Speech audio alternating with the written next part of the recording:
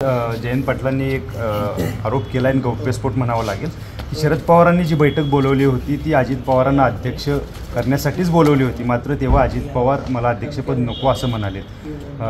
आपण सहमत आहात का की आपण तिथं होता तेव्हा? नाही, माझ्यासमोर काय अशी चर्चा नाही ऐकली. साहेब, राम मंदिराच्या ह्याच्यावरनं मोठं राजकारण चालू आहे.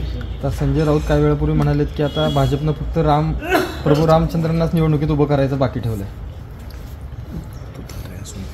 तर काय उत्तर देऊ याच्यावर?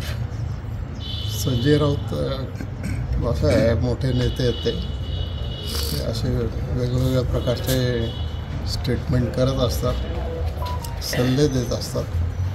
त्यामुळं शेवटी प्रभू रामचंद्र हा सगळ्यांच्याच आस्थेचा आणि श्रद्धेचा विषय आहे. त्यामुळे आपण देवाला देवाच्याच जागी ठेवूया, त्याच्यापेक्षा जास्त. साहेब, लोकसभा निवडणूक आता येऊ घातलेली आहे. शरद पवार साहेब आणि अजित पवार हे दोघे परस्पराच्या विरोधात उभे ठाकले.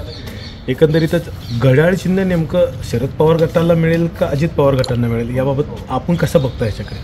नाही, याच्या संदर्भातला निर्णय निवडणूक आयोग करेल.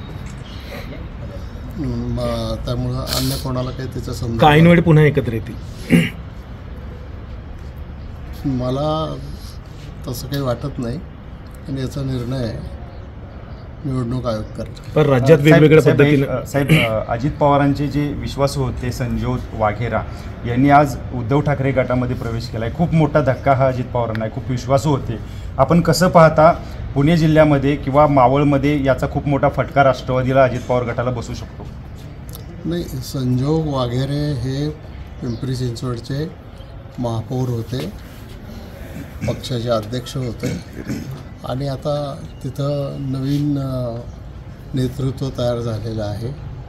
अनेक लोक इच्छुक झालेले आहेत. यापूर्वी संजोग वाघेरेंना सुद्धा संधी दिलेली आहे. त्यामुळं कदाचित त्यांचं नाव यादीमध्ये येणार नाही, किंवा काय कारण आहे मला माहीत नाही, आणि अशा पद्धतीने त्यांनी प्रवेश केले.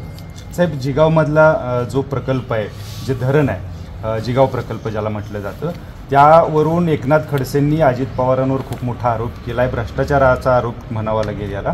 कारण 3,300 कोटीचं टेंडर जे आहे पाईपचं, हे धरण अजून पूर्ण झालेलं नसताना सुद्धा काढले.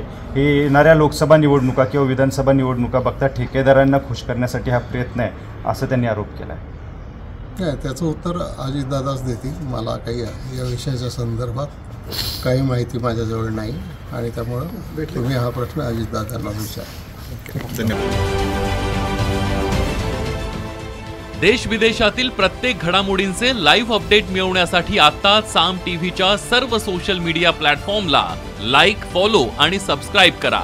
तसंच सर्व नोटिफिकेशनसाठी बेल आयकॉन प्रेस करायला विसरू नका.